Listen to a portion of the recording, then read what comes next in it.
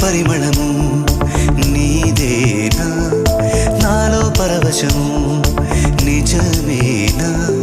బొండు మల్లి పువ్వు కన్నా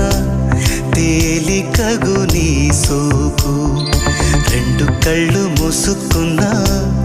లాగు మరి నీ వైపు సొగసును చూసి పాడగాయలా కనులకు